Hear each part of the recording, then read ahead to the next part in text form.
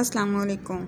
एक मशहूर कहावत है, where there is a will there is a way, यानी जहाँ चाहा वहाँ राह। अगर आप लोग वाकई फेडरल पब्लिक सर्विस कमीशन का एग्ज़ाम पास करना चाहते हैं तो आपके अंदर एक हिम्मत, एक जज्बा, एक हौसला होना चाहिए, पहली चीज़।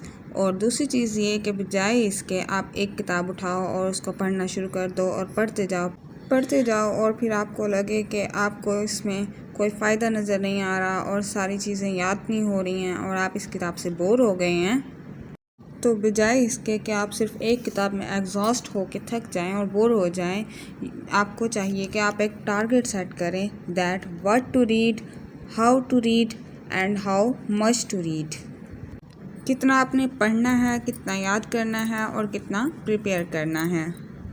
इसके लिए सबसे बेस्ट तरीका ये होता है कि हम उस पेपर का पास्ट पेपर ले लें और उसका एनालिसिस कर लें, ताकि हमें आइडिया हो जाए कि किस तरह के क्वेश्चंस उसमें आते हैं और किस तरह से उनके आंसर्स हमें ढूंढने हैं और कौन कौन से इम्पोर्टेंट टॉपिक्स हैं और उनमें से किस किस एंगल से क्वेश्चन आते हैं। जब हम टॉपिक्स डिफरेंट बुक्स से स्टडी करते हैं तो फिर हम उस पर अबूर हासिल कर लेते हैं और फिर उस टॉपिक में से जो भी क्वेश्चन आता है हम उसका आंसर आसानी से लिख सकते हैं।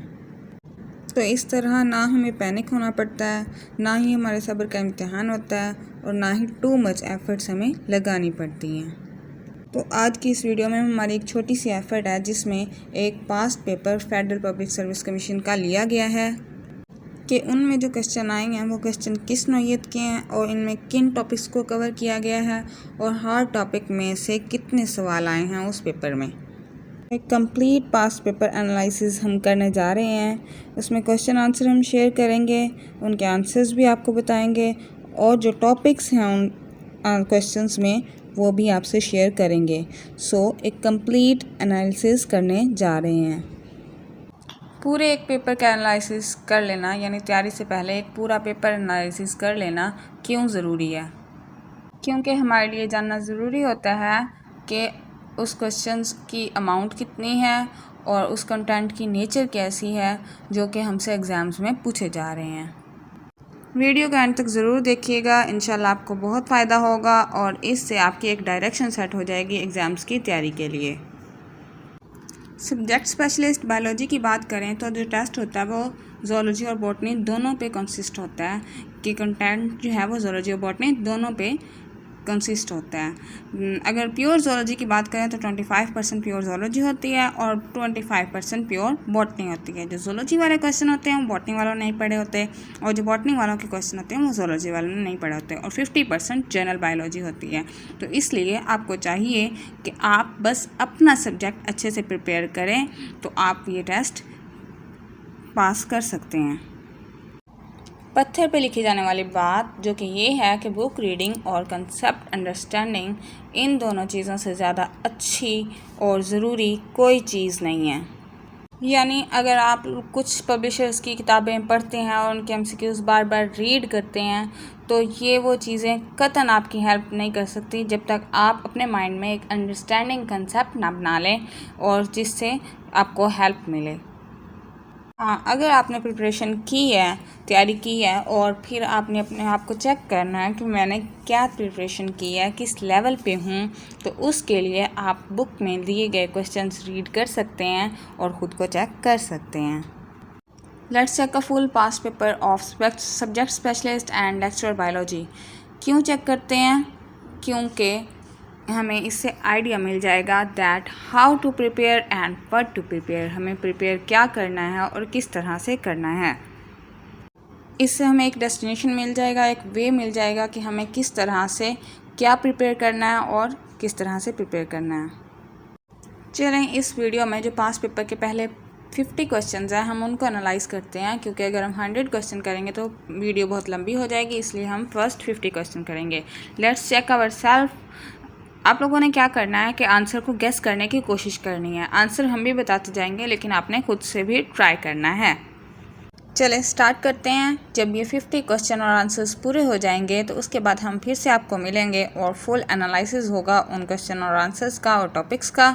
सो लेट्स चेक दीज क्वेश्चंस।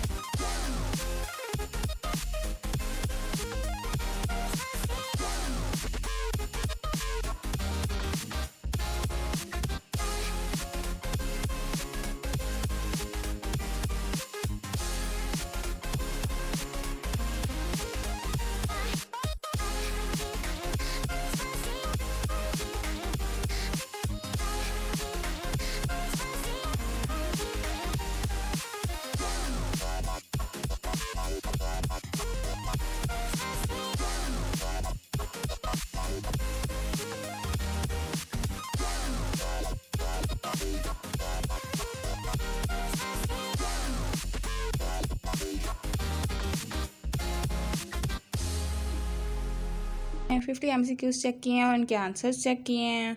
तो जो टॉपिक्स इस MCQs में कवर हुए हैं, जो कि टच हुए हैं, वो ये हैं। उनमें फर्स्ट है बैक्टीरिया, उसमें से 6 MCQs आए हैं। एवोल्यूशन 4 MCQs आए हैं। थर्ड है जेनेटिक्स 4 MCQs आए हैं। एलिगल्स 1। डिजीज़ 2 MCQs हैं। वाटर बैलेंस में से 2 MCQs हैं। वर्टिब्रेट फीचर्स में से 7 MCQs। लैब टेक्निक्स में से 1। वैक्सीन में से 1। एलजी में से 1। 11 है टाइप ऑफ प्लांट्स, इसमें से 1 आया। फिजियोलॉजी इसमें से 1 आया। वाटर में से 1। वेस्ट मैनेजमेंट में 1। इकोलॉजी में 2। प्लांट फैमिलीज में 7। प्लांट रिप्रोडक्शन में 1। बायोमोलिक्यूल्स में से 4 और एनिमल न्यूट्रिशन में से 1 और प्लांट हार्मोन में से 2। ये जो 50 क्वेश्चंस हैं वो इन 20 टॉपिक में से दिए गए हैं। अब हमने उनमें से सबसे इम्पोर्टेंट क्वेश्चन देखने हैं और सबसे इम्पोर्टेंट टॉपिक्स देखने हैं, जिसको हमें सबसे पहले तैयार करना है, जिनकी वेटेज हाई है। वो कौन कौन से हैं? Plant families, vertebrate features, genetics, evolution और बायोमोलिक्यूल्स। इन टॉपिक्स को तैयार करने का तरीका ये है कि आप एक टॉपिक को लें और डिफरेंट बुक्स में उस टॉपिक को स्टडी करें। किसी एक बुक पे रिलाई करना बिल्कुल भी आसान तरीका नहीं है। आपके पास जितनी भी HEC रिकमेंडेड बुक्स हैं, जो कि PDF में है या हार्ड फाइल में हैं, उनको सबको अच्छे से डिस्कस करना है और उन टॉपिक्स को उनमें रिवाइज करना है, ताकि आपके पास एक ब्रॉडर विजन हो जाए उस टॉपिक का और आपको उसमें सब इम्पोर्टेंट टॉपिक्स नज़र आ सकें। अब हमने जो फर्स्ट हाफ पेपर एनालिसिस किया है, इसमें से हमें जो चीज़ें पता चली हैं, उसमें सबसे पहले ये है कि हमें जो मोस्ट इम्पॉर्टेंट टॉपिक है, जिसमें से बहुत से क्वेश्चंस आए हैं, उसे इन डेप्थ स्टडी करने का तरीका पता चलता है। दूसरी चीज़ ये है कि हमें बाकी जो बचे हुए टॉपिक्स हैं उनको ओवरव्यू करना है, यानी उसमें से जो क्वेश्चंस हैं, जो इम्पोर्टेंट डेफिनेशंस हैं और जो कंसेप्ट हैं, वो एक बार रिवाइज करने हैं और ये भी हमें बहुत हेल्पफुल होंगे।